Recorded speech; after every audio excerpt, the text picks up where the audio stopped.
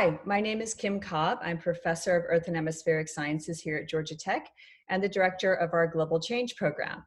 And I'm here today to bring you up to speed on climate change and its solutions and how the carbon reduction challenge fits into those solutions. So let's get right into it with some of my slides. And this is just to remind me that you can find me on Twitter at Corals and Caves, and you can always drop me an email if you have any questions about the content that I'm presenting today. So I think most of you have probably heard already about the greenhouse effect, and so we're going to be pretty quick here. There are a number of gases that we are emitting into the atmosphere, which are trapping the outgoing heat that our planet is trying to radiate into space, and it's trapping those in our atmosphere and warming the surface of our planet quite significantly, about 1 degree Celsius since the pre-industrial. The greenhouse gas levels in the atmosphere are the highest in human history. They are right now at about 417 parts per million. That's the unit of measure. And they're going up every year, as illustrated by this graph of the whole history of the CO2 concentrations at Mauna Loa Observatory in Hawaii. And it's been about 315 parts per million when this record began in 1958. And here we are at the 417, going up about 3 parts per million every year. And these concentrations also are astounding in the context of the last several million years of Earth's history, which has experienced variations in carbon dioxide in the atmosphere in line with the ice ages that come and go every 100,000 years or so. And where we are today is clearly way off the baseline of natural variability. Turning to temperature here, this is a record of instrumental temperatures, of surface temperature across the globe since about 1880 or so up to the last year of the record, 2019, which was the second warmest year on record. 2016 still holds the record of the warmest year in this instrumental record of climate. And what you can see here is it's not nearly as smooth as the CO2 curve I just showed you, but obviously it is dramatically warming over the last several decades, and the sum total of the warming that we have experienced is roughly 1 degree or 1.1 degrees Celsius, depending on how you calculate it. Now, what's causing that warming? We can actually turn to some very sophisticated methods of whodunit, or some fingerprinting, as we like to call it in climate science, to try to help us understand the causes that have driven the most recent rise in temperature over the late 20th century. And what we see here is the analysis of the role for volcanic and solar forcing over the 20th century, showing us that they've contributed almost no warming, especially over the last late 20th century. Conversely, when we look at the culprits more in detail, including all of the effects that humans have on our climate system, which include greenhouse gases, but as you can see here, also include the emission of aerosols, which have a reflective effect on our planet, and also land changes, with the vast clearing of forests actually altering what our planet looks like from space, and also in net serving to increase the reflectivity of our planet. But here you can clearly see that it's the greenhouse gases that have driven that very accelerated warming over the late 20th century.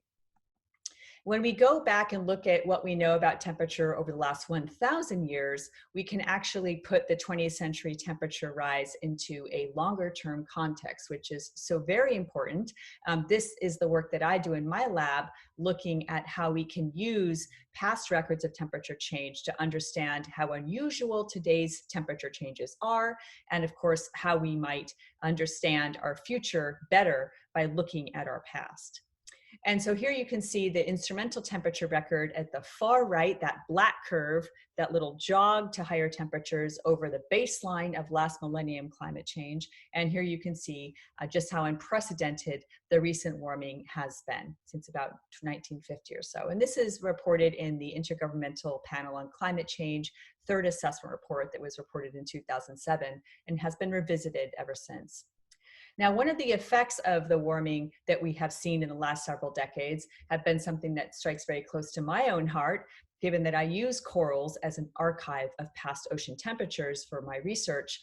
This is documenting one of the second ever global scale coral bleaching and mortality events that swept our oceans in 2016 and really caused a devastating mass mortality event on the island that I've been working on for 20 years. Much more recently, we've heard reports from the Great Barrier Reef of extensive coral bleaching and some coral mortality even just earlier this year. And of course, that is the austral summer down there, and something that we know has caused a widespread coral bleaching event that has continued across the Great Barrier Reef, becoming the third such event in 5 years on the Great Barrier Reef. Also in Australia, of course, we had to watch helplessly as the headlines coming out of Australia for the summer fire season down there, just devastating in terms of its impacts on wildlife, its impacts on communities that may never be the same with this devastating record-breaking set of wildfires that they had. And my colleague Ed Hopkins reminds us of how unusual the temperatures were in Australia during these wildfires here, illustrating that how they just leapt off of the baseline in 2019. That was definitely a primary cause to the extent of wildfires that Australia experienced during their fire season. And his point here is that the projections for the next decades are very much in line with having that not just be an extra warm year, but having those kind of temperatures be a normal year within several decades. So kind of a big wake-up call for where wildfire-prone areas like Australia are heading. And it's not just Australia, of course. We've been experiencing very dramatic heat extremes over the United States in the recent past. I'm sure this has not escaped you living in a city like Atlanta here. And this is just fully expected as we don't break cold records anymore. Now we're breaking hot records, and we're breaking them repeatedly across the nation. And one of the things that that is contributing to is an increase in wildfires in California, for example. Heat is linked to reductions of soil moisture. It is linked to reductions of vegetative moisture. And that makes for a very prime condition for the extensive wildfires that we had every single year now for quite some time in California. This is an image just last fall from California's extensive wildfire season. And it's not just wildfires and coral bleaching that is really evident in the climate records today. This is a compilation that NOAA makes every year of the billion-dollar damage from related climate and weather events here in the United States. And you can break it down by the different colors showing the different types of weather disasters. But here you can see a clear uptick in the number of devastating extremes that we have experienced over the last several decades relative to earlier periods. And we expect this to get worse with climate change as well, not a surprise. One of the things that's growing to be a massive problem along the coast is sea level rise. And we have here in Georgia a very vulnerable low-lying coastline, but much of the East Coast is similar. And so this is just, I think, a clear illustration of what has happened in the satellite record of sea level over the last several decades now.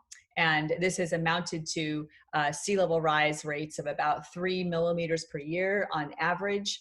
Going forward, we expect this to accelerate as warming accelerates, but also as global ice sheets melt. And the National Climate Assessment provides our best guess at where that sea level rise is going to land in several decades. Their projections of sea level rise by 2100 amounting to 1 to 4 feet likely. That's a 68% likelihood by 2100. And then they're very careful to note that up to 10 feet of sea level rise is possible by 2100, although they admit it's very difficult to assess with our current data sets and models. One of the things that we have to think about in terms of the uncertainty of future climate change is what we will do in terms of our emissions choices. Higher emission scenarios will take us towards further climate damages, closer to those 10 feet numbers, and strict controls on international emissions will, of course, keep the warming to a lower level and keep all those related package of climate damages far less. So that's the choices that we have to make, and that's a good amount of what is baked into the uncertainties of future climate change that I just quoted from the National Climate Assessment. It's not our understanding of the climate system, it's our poor understanding of the choices that we will make over these next decades. And I wanted to highlight the vulnerability of the Georgia coastline in particular, already seeing climate change baked into sea level rise and floods down on the Georgia coast. Proud to be one of the lead researchers for a project called Smart Sea Level Sensors. I put the hyperlink down there in case you're interested in checking out how Georgia Tech is partnering with communities down there to try to adapt and provide some tools for communities to prepare for sea level rise today and decades to come. Of course, it's not just sea level rise that is threatening our coastlines, but we have dramatic changes in the cryosphere or ice dynamics in coverage on our planet since the last decades. We've all heard the headlines of record Arctic sea ice minimum again and again and again. This is in steep decline and will certainly rework the Arctic ecosystem in polar environments for decades to come. One of the things that I think it's important to remember about climate change is that we have extremely important decisions to make over the next 10 or 20 years, decisions that will determine the trajectory of climate change for millennia to come. This is a paper that digs into this concept using a climate model to illustrate this point. So I can refer you to that, but suffice it to say that these trajectories shown here are showing millennia and millennia and millennia of rising sea levels based on the decisions that we might make over the next several decades. So that's something that climate scientists refer to as climate commitment, this idea that we can lock in so much climate change that will proceed for a very, very long time as the system comes into equilibrium, or we could begin to turn the corner on this and begin to slow those accelerations as they get up to and ramping up seriously this century. And so this is both a blessing and a curse for our generation, of course, and yours as well.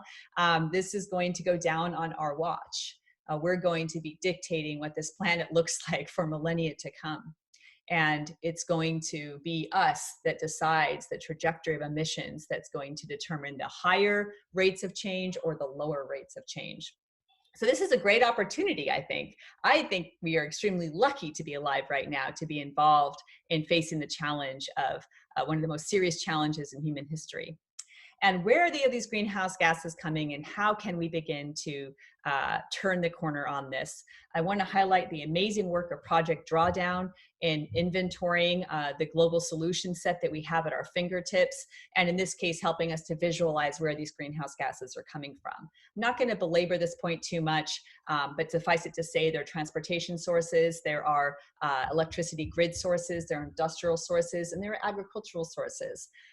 One of the things that they do in Project Drawdown is break these down into quite a fine level of detail and then show us how some of the tools that we already have, solar panels, electric cars, reducing food waste, educating women and girls, can really help us turn these knobs systematically down and close the gap between what we are emitting into our planet and what is being drawn back down by photosynthesis every year. One of the things I'm excited to be participating in here in Georgia is a project called Drawdown Georgia. And this is a photo of the entire research team here in the Candida building talking about what we could do to accelerate our progress.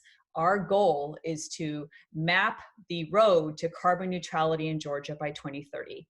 Quite an ambitious goal, but I'm happy to say we have identified 20 top solutions to make that happen. I will refer you to our website for more details. Now to the carbon reduction challenge. What can an individual set of students do to make a significant dent into this problem? Well, I am so proud and humbled to say that over the last 10 years, cohorts of students who have participated in the Carbon Reduction Challenge have reduced millions upon millions of pounds of carbon dioxide and avoided it from ever being emitting. And one of the ways that they've done one of the ways that they have accomplished this is by partnering with local organizations in most cases, although sometimes they're very far away as well, to design and implement a large-scale energy efficiency project. This project saves carbon dioxide to the tune of millions of pounds of CO2 per year, and it typically also delivers significant cost savings to the partnering organization, which provides a great incentive to do the right thing and reduce emissions dramatically. Now, for those of you who don't understand how much 12 million pounds, let's say, of carbon dioxide is, that is equivalent to running 34 homes fully on solar for about 20 years. So that is a lot. That is not a trivial amount of CO2. It's larger than all of my lifetime of emissions put together. So that is a major accomplishment and something that I am always amazed at in terms of how the students are able to identify these sources of waste and reduce them. What are the students doing to accomplish such an amazing reduction? Some of the projects that I want to list here refer to some of those strategies. In one case in 2017, a group of students that was working with SunTrust worked to change the default setting on the rental car program in SunTrust from intermediate size to economy size and quantified the associated carbon reduction savings as 1.5 million pounds of CO2. Just earlier this year, we had a project working to retrofit parking lot lights at the Waffle House from energy gulping bulbs to energy sipping bulbs, LEDs in this case, saving 2 million pounds of CO2 in the process. And last but not least, through the Catholic Relief Services, a group of students worked to design a fleet modernization plan for that organization and netted almost 7 million pounds of carbon dioxide savings. And I think the only question that you should be asking yourself right now is, what will you accomplish? Thank you so much.